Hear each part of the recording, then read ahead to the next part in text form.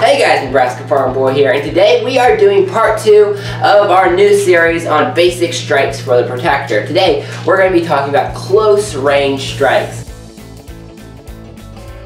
Last time we covered your basic punches and whatnot, and it's really important that you go back and watch that video before you watch this video, because in that video I covered a lot of important topics that are very much applicable to this topic that we're talking about today. But I'm not going to go over those topics because I wouldn't want to bore you, for all those of you who actually watched the first video. So to get the most bang for your buck, you might as well go back and watch that first video before you watch this second video. So when you're going to use strikes for self-defense, you need to be able to do it at all different ranges. You need to be able to do a long-range straight punch. You need to be able to do a short-range elbow. That's what we're talking about today. Those short-range strikes, okay? Now, I'm not talking about way close short range, because that'd be called grappling, and there's not a whole lot of room for striking in there. That we'll get into that just a little bit today. I'm talking about how you need to get yourself a little bit of distance. You know, I could not throw a very effective punch from here, but I can throw a very effective elbow from here. Elbows are a very underrated weapon. I think that elbows are more powerful than a straight punch. I think that elbows, if I'm going to be teaching someone one strike, it's an elbow, okay? Elbows are just easy, they're effective, they're devastating, okay? So, the most basic elbow strike that you need to know is the horizontal front elbow strike, okay? Some people might call it something different. That's what we're going to call it, the horizontal front elbow strike. Okay, so we're in our outlet stance. If you don't know what an outlet stance is, it's another word for a fighting stance. If you don't know what that is, then go back and watch the first video. Okay, so we're in our outlet stance, and we are at medium range here, and I'm going to throw an elbow with my right hand. Boom! Okay, though I'm not actually using my hand, I'm using my right arm, I should say. Now, when you do that, it's the same concept as punching. The breathing, the movement, almost everything is the same, but you're striking with the bony part of your elbow, okay? And you don't want to strike like with your forearm. That is another kind of strike, but it's not as effective. If it's what you gotta do, it's what you gotta do. But optimally, we're gonna want to strike the bony part of our elbow, and it's just devastating, okay? So you can do it that way. You can come back and do it the other way, if you have to, you know. You can do it with your other arm, okay?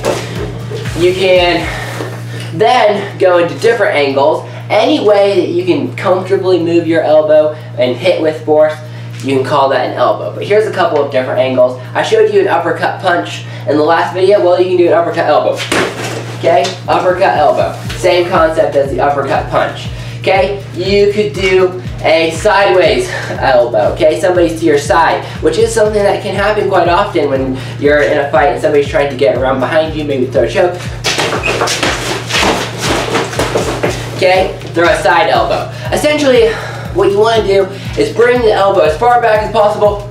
Boom! It's a very compact, very heavy-hitting strike. Now, one of the greatest things elbows are for, ask me how I know, I've been hit by a few of these, is for the rear elbow, okay? Somebody's coming up behind you. Say you're walking down the streets of the big city and suddenly you see an arm come down over your face. Now, if we look at this logically, it's probably not your grandma coming to give you a hug while you're walking down the dark streets in the city.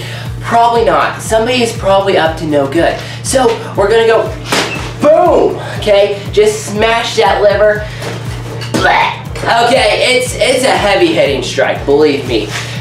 So essentially, it's just here, boom, and then you turn to face that opponent, okay?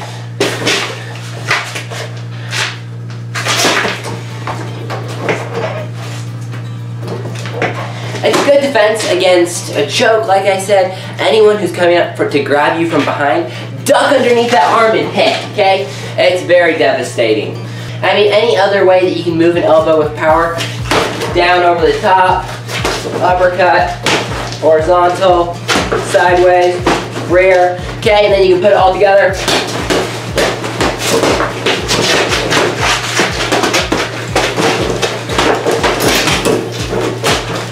Alright, it's devastating, okay? Elbows are a very effective strike. It sounds ridiculous, but it's very effective. Okay, now I want to go into briefly what is kind of a punch, kind of not. It's called a hammer fist, okay? So essentially, you make a fist, and you go down, okay? Right into there. It's not very effective on its own, okay? It could work, and it's great to know for if you are up really close, okay? I'm too close to give a very effective elbow. I can still give a hammer fist. It's not as effective. However, it is very effective if you have a weapon of opportunity, okay? I mean, it doesn't even have to be sharp. You could use these pliers. Bang, bang, okay? It could be a pen. It could be a pair of scissors. It could be a knife, but if you're going to be carrying a knife for self-defense, then you want to know how to do more than just strike like that. But it's a great strike when mixed with a weapon of opportunity. Flashlight, stick, rock, it doesn't matter. It's a very great strike when mixed with whatever you happen to have on you, just to get a little bit of distance, okay? You're up too close to give a good strike. All right, and now we can really go in there, okay? Now I want to do a very specific video on lower body strikes. We'll do that in another video coming up. However, I want to kind of start transitioning into that with a very close range lower body strike that you can learn, very easy to learn, okay? So that is the knee, okay? It's essentially the same thing as the elbow, but you're using your knee. And the great thing about the knee is that if you are trying to block someone from hitting you, I mean, it's not ideal, okay? I'm not suggesting that you should do this, but if you're trying to pin someone's hands down here, or your hands are for some reason busy, okay? Then you have one more form of strike. Boom!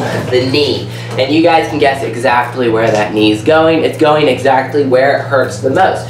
You all know where that is. The knee is very effective for targeting right there between the legs. It's effective for targeting up high if you want to do a roundhouse. Generally speaking, just stay low. It's a lot simpler, okay? So you can do it like that. You can do it straight, or you can come to the side with a roundhouse knee. Okay, it's very effective because when you can't be using your hands because you're trying to block someone from hurting you, you can always use your knee. And there's really not that much to tell you about how to do it. You can do either front or back, okay? It's just something, I mean, it's super easy to train, super easy to learn. Roundhouse, up, straight, doesn't matter. Super easy to learn. It's really easy to keep your balance while doing, okay? And that's why I really recommend it for learning first, before you learn any of your other lower body combatives, because it can be harder to keep your balance with those. And this is just a really great way to get started. Alright, so what have we learned? We've learned about elbows, we learned about hammer strikes, we learned about knees, okay?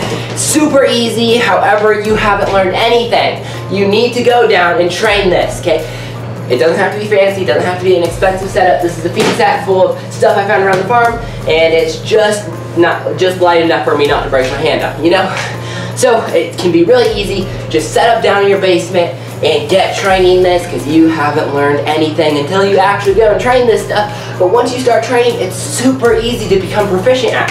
So without any further ado, get down there and train. I hope you all will subscribe, and I really hope to see you next time in this series on the basic strikes for the Protector.